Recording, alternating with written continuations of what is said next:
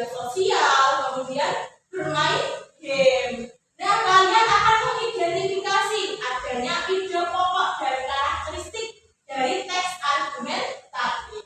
Kemudian yang kedua, kita akan membuat sebuah desain argumentatif dari studi kasus yang diberikan. Coba, Bu Anissa ada sebuah pernyataan. Ini kita kembali lagi ke kelas 5. Banyak anak SD sudah memiliki akun media sosial. Menurut kamu ini fakta atau opini? Fakta. Fakta atau opini? Apapun tadi. Banyak anak SD sudah memiliki akun media sosial. Opini karena tidak semua Bu, nyatanya enggak banyak. Ada yang bilang opini, ada yang bilang fakta. Kira-kira yang mana ya? Kita lihat dulu, kita pahami dulu apa arti dari fakta dan opini. Fakta itu isinya adalah data yang benar-benar terjadi dan dapat dibuktikan kebenarannya. Sedangkan opini ini berisi pendapat pribadi. Menurut saya, berdasarkan pengalaman. Ya. Nah, untuk yang tadi, banyak anak SD sudah memiliki akun media sosial karena di kelas ini kebanyakan belum memiliki media sosial, berarti maksudnya adalah opini.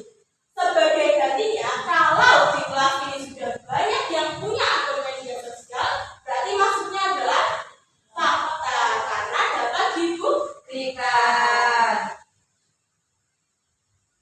Apa hubungannya tadi fakta dan opini dengan teks argumentatif? Hubungannya, teks argumentatif yang akan kita pelajari ini berisi tentang opini atau pandangan, pendapat atau pandangan penulis tentang suatu masalah, disertai dengan alasan dan bukti yang nyata. Berarti ada faktanya, ada opininya, dan ada faktanya. Selanjutnya ada karakteristiknya. Untuk karakteristik daripada teks argumentatif, yang pertama berisi pendapat. Jadi ada opininya, ada pendapatnya. Kemudian ada argumen yang logis, masuk di pikiran kita, ya sesuai dengan fakta. Kemudian menggunakan fakta, data atau contoh, bersifat meyakinkan orang lain bahwa itu benar-benar terjadi. Dan terakhir adalah objektif. Struktur daripada teks argumentatif itu ada 3. Yang pertama ada pendahuluan, isinya tentang isu atau masalahnya apa. Yang kedua adalah isi, berisi argumennya kita.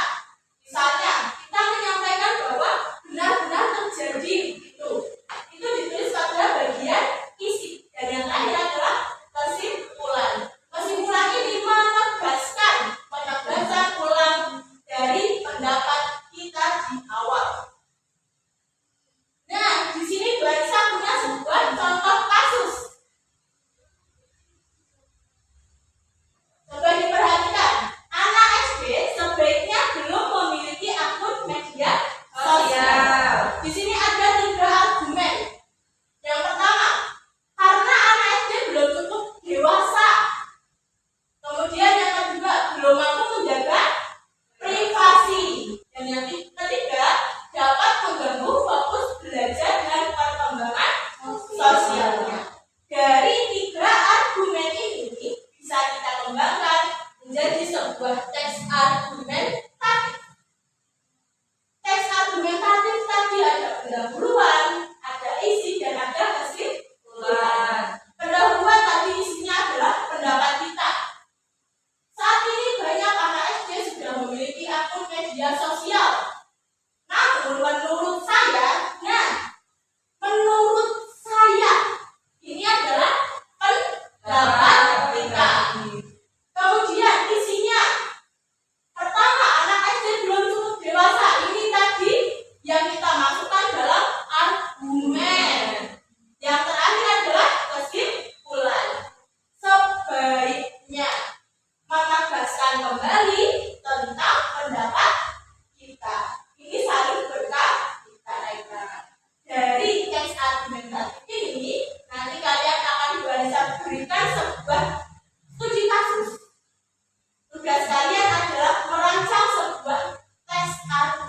informasi dari studi kasus tersebut.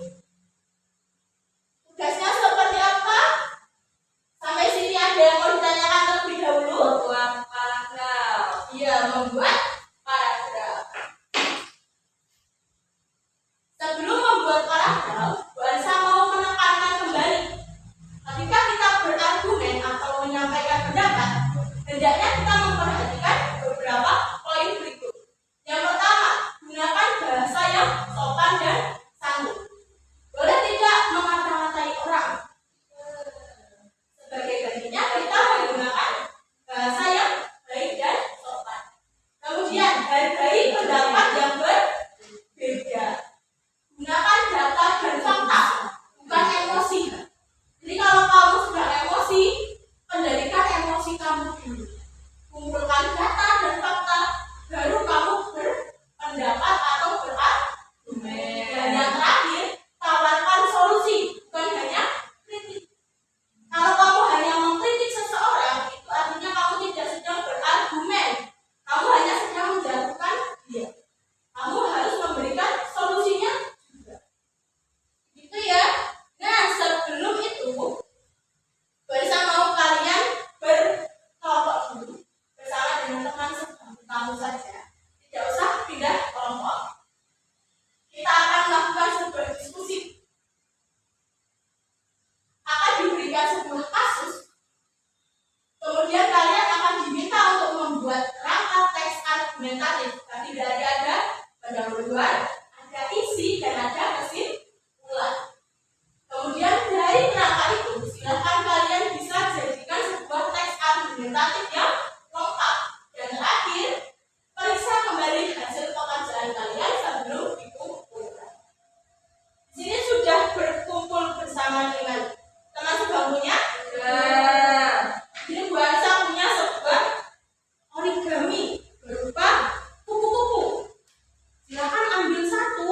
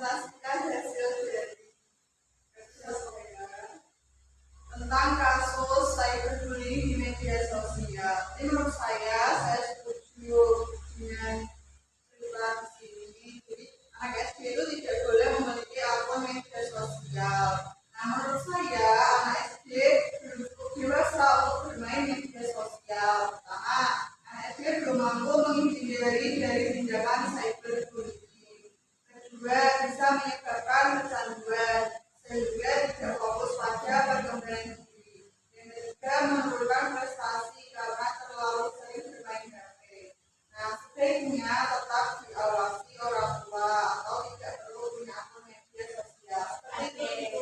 Ya, terima kasih. Kita kasih apa? Dikasih B, kasih O, kasih W.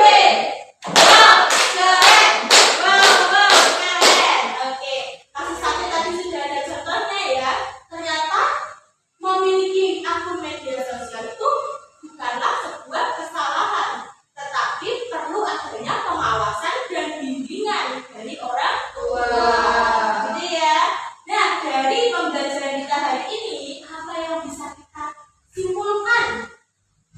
Teks argumen. Tes argumentatif. Kemudian apa lagi? Menggunakan fakta.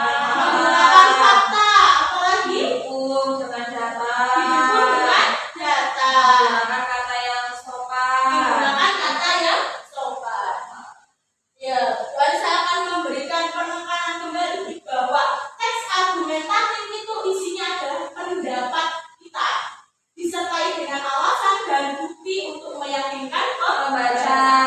Yang kedua adalah dibangun dari kalimat opini. Kalimat opini artinya pendapat dari kita. Bersifat persuasif, meyakinkan. Strukturnya ada pendahuluan, isi, dan kesimpulan. Nah, untuk mengukur seberapa jauh kalian memahami tentang teks argumentatif, Bu Elsa punya 10 soal pilihan ganda. Silakan bisa dikerjakan, waktunya 10 menit cukup ya? Oke. Dikerjakan, jangan saling mencontek. Jika sudah selesai bisa dikumpulkan ke depan. Apakah sudah selesai? Bisa dikumpulkan ke depan. Jenjang 1.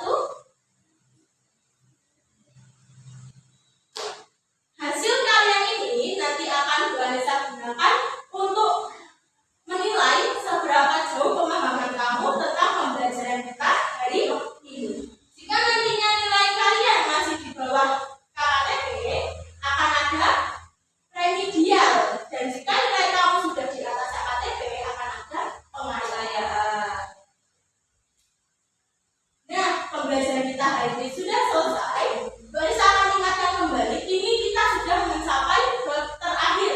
Yang artinya mulai minggu depan, kalian sudah mulai mempersiapkan PSAC.